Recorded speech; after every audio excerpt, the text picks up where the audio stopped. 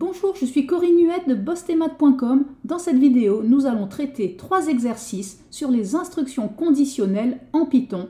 Si, alors, sinon. C'est parti, on y va. Voici notre premier exercice. On considère le programme Python ci-dessous. Donc ici, tu vois que c'est une fonction puisque ça commence par def. On a un si, on a un sinon. Première question, que signifie l'instruction x supérieur égale 0 que tu peux trouver ici dans le if? Eh bien, ça signifie x supérieur ou égal à 0.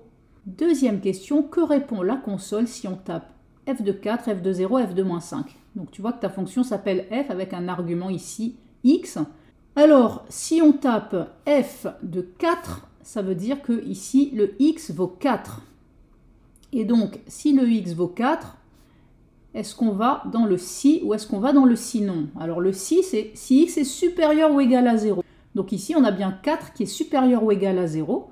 Donc on va aller dans le si et à ce moment-là, le programme va retourner la valeur de x. Donc ça va retourner le nombre 4. Ensuite, que répond la console si on tape f de 0? Donc ici, x vaut 0.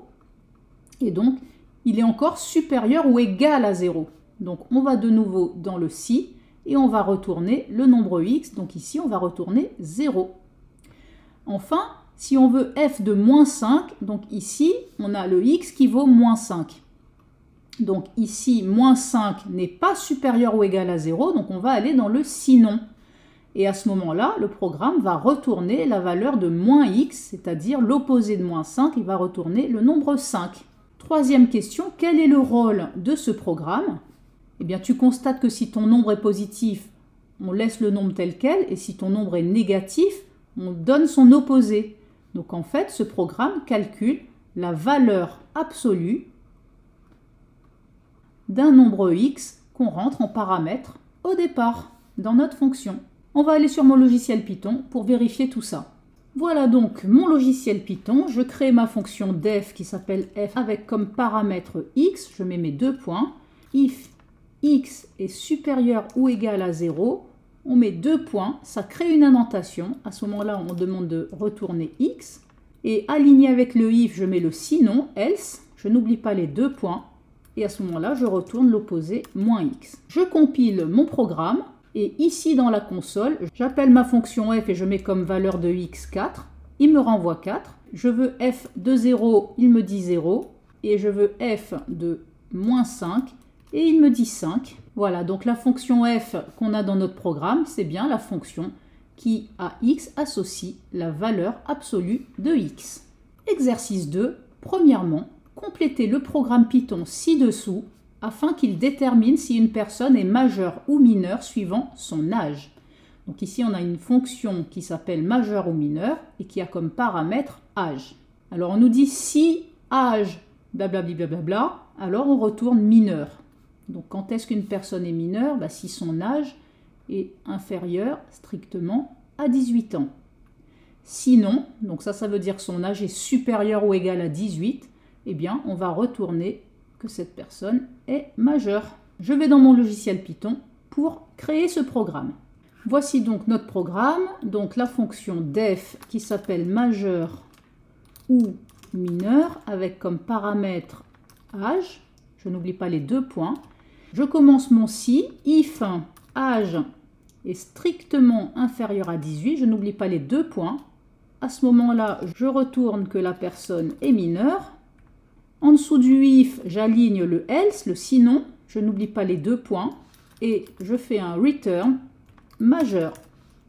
J'exécute mon programme et voilà. Question 2, que faut-il taper dans la console Python pour savoir si une personne de 15 ans est majeure ou mineure? Eh bien, je vais ici dans ma console Python, je mets le nom de ma fonction, donc majeur ou mineur, et dans les parenthèses, je mets l'âge voulu, c'est-à-dire 15 ici, et Python me répond que la personne est mineure. Troisième exercice, on considère les 2 programmes Python ci-dessous. Donc ici le programme A, ici le programme B. Première question, que signifie l'instruction n%2 égale 0? La commande pourcentage signifie le reste de la division euclidienne du nombre n par 2. Et donc ici, le double égal 0 signifie qu'on teste si ce reste est égal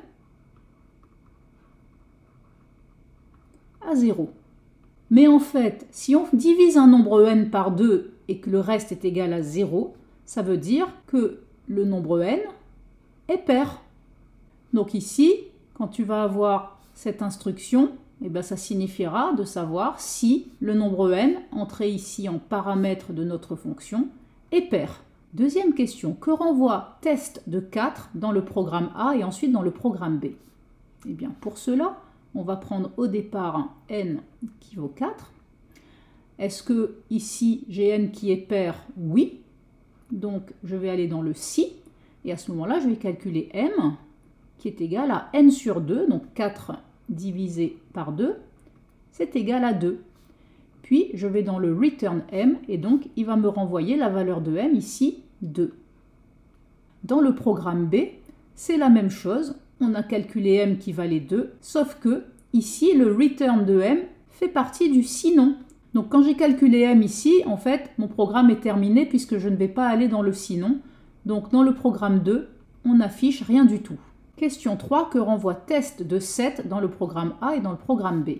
Eh bien, dans le programme A, je vais prendre n ici qui vaut 7. Je ne vais pas aller dans le if puisque ici c'est si n est pair. Et ici, le nombre 7 est un nombre impair. Donc, je vais aller dans le sinon. Et à ce moment-là, je vais calculer le nombre m qui est égal à n plus 1. Donc ici, 7 plus 1, c'est-à-dire 8. Et enfin, on me demande de retourner la valeur de m. Donc, le programme A va renvoyer la valeur 8. Qu'en est-il du programme B? Eh bien, c'est la même chose. Je vais dans le sinon, puisque mon nombre n est impair. Je calcule m qui vaut 7 plus 1, 8. Et je retourne le nombre m qui vaut 8. Donc le programme B va aussi renvoyer 8. Quelle est la différence entre ces deux programmes? Eh bien le return m dans le programme A est aligné avec le si et le sinon. Donc ça veut dire que quoi qu'il arrive, on va retourner la valeur de m qu'on a calculée dans le si ou dans le sinon. Tandis que dans le programme B, le return m fait partie du sinon. Donc si on va dans le si et qu'on calcule m, on n'affichera rien du tout. Mais si on va dans le sinon et qu'on calcule m, on retournera cette valeur de m. Voilà la différence entre ces deux programmes. Voilà pour cette vidéo. Pour compléter ton étude en programmation Python, va voir la vidéo suivante sur la boucle bornée for en programmation Python. Merci d'avoir suivi cette vidéo sur bosstemad.com. Je te dis à la prochaine vidéo. Bye bye.